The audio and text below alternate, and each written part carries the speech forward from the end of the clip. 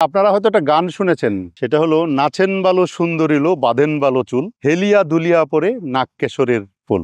নাগেশ্বর, নাগকেশর দুইটা সম্পূর্ণ আলাদা উদ্ভিদ। আমি এই গানের লাইনগুলা বললাম এই কারণে যে অনেক কবি সাহিত্যিকরা উদ্ভিদের গঠন, উদ্ভিদের বৈচিত্র্যতা নিয়ে তাদের কবিতায় তুলে ধরেছেন, তাদের গানে তুলে ধরেছেন। এটা হচ্ছে নাগেশ্বর। নাগেশ্বর বা ডিম পোচ ফুল বলে এটাকে। অর্থাৎ এই ফুলটা যখন ফুটে, এই ফুলের চতুর্পাশে একদম ডিমের যে সাদা অংশটা ঠিক এরকম থাকবে, মাঝখানে জাস্ট কুসুমটা যেরকম ঠিক এরকম দেখা যাবে। এই জন্য এটাকে ডিম পোচ ফুল বলা হয়। আমি যখন এই কন্টেন্ট ক্রিয়েশন বা কন্টেন্ট তৈরি করতে শুরু করি, তখন কোনো ভেবে চিন্তে করি নাই।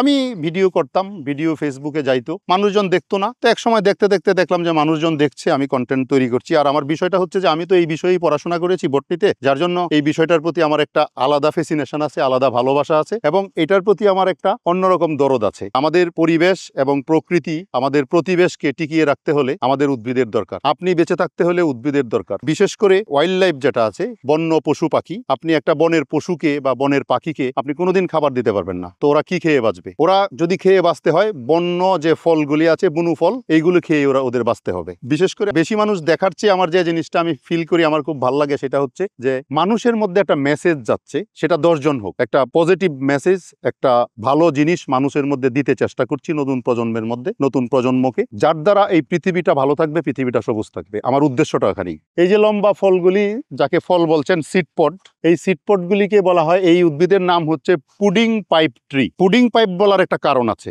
এই যে লম্বা দেখতে পাচ্ছেন, লাঠির মতো, এটার ভিতরে যখন পরিপক্ক হবে, তখন ভিতরে পুডিং এর মতো, পেস্টের মতো একটা অংশ পাওয়া যায়, চকলেট কালারের, যেটা মিষ্টি, এবং এটা ঔষধি খাওয়া হয়। এছাড়া এর একটা সুন্দর নাম আছে, সোনালু, ক্যাসিয়া ফিস্টুলা বলে এটাকে।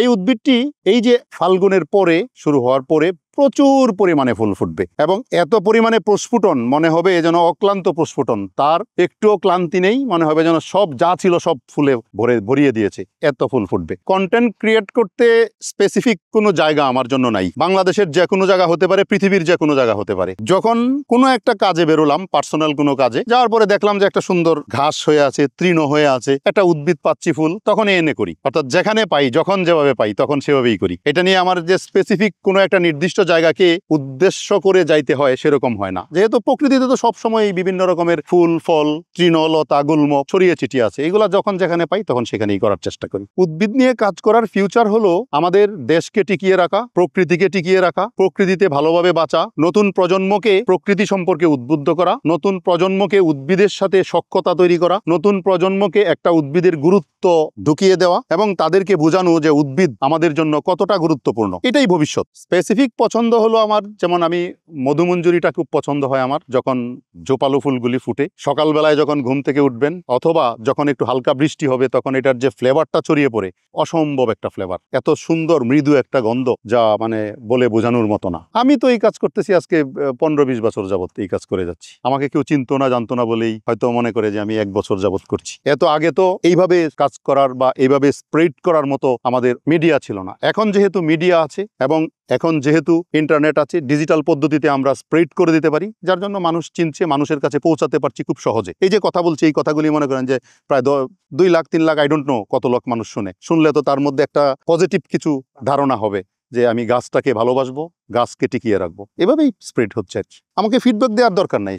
একজন মানুষ যখন এটার ব্যাপারে জানতে পারবে, জেনে যাবে, এইখানেই আমার সার্থকতা। অর্থাৎ একটা গাছের নাম, এক্সাম্পল, এটা তেঁতুল গাছ, একটা বাচ্চা চিনে না, বাচ্চা যখন এটা দেখবে, দেখে যখন বুঝবে যে এটা তেঁতুল গাছ, তেঁতুল গাছটা এইরকম হয়, এটা যখন সে শিখে যাবে, শিখে গিয়ে সে যখন তার আরেকটা ছোট্ট শিশু বাচ্চা বন্ধুকে বলবে যে এই জানিস, এটা তো তেঁতুল গাছ, এই যে শিখিয়ে দিল, এইখানেই সার্থকতা, এইখানেই আমার ভালো লাগা, এইখানেই আমার ভালো লাগাটা কাজ করে। এই যে একটা রয়্যাল পাম দেখতে পাচ্ছেন, এই রয়্যাল পামের কাণ্ডে দেখেন ছোপ ছোপ দেখা যাচ্ছে, এইগুলিও একটা উদ্ভিদ, এটাকে বলা হয় লাইকেন। এই উদ্ভিদটা সাধারণত যে জায়গায় জন্মে, সেই জায়গাটা হচ্ছে বিশুদ্ধ, এবং সেইখানে বায়ু দূষণ কম থাকে। অর্থাৎ এই লাইকেনকে বলা হয় বিশুদ্ধ পরিবেশের ইন্ডিকেটর। যেখানে আপনার লাইকেন জন্মিবে, সেখানে বায়ু দূষণ কম থাকবে। মাটির উপরে জন্মেছে যে ঘাস, এটা হচ্ছে সাধারণত ধান পরিবারভুক্ত উদ্ভিদ। হ্যাঁ, এটা সাধারণত আমাদের গ্রাউন্ড কভারিং এর জন্য আমরা করে থাকি। বিভিন্ন লনে, বাড়ির আঙিনাটাকে সবুজ করার জন্য এই ঘাসটা রোপণ করা হয়। এটা থাকলে মাটির ক্ষয় রোধ কম হয়, এবং মাটিটা যখন কভারিং থাকে, দেখতে বেশ ভালো লাগে। রমনা পার্কে তো অনেক গাছ কাছে আছে, তো এখানে একটা চমৎকার গাছ আছে যেটাকে বলা হয় বুটিয়া মনোস্পার্মা, পলাশ।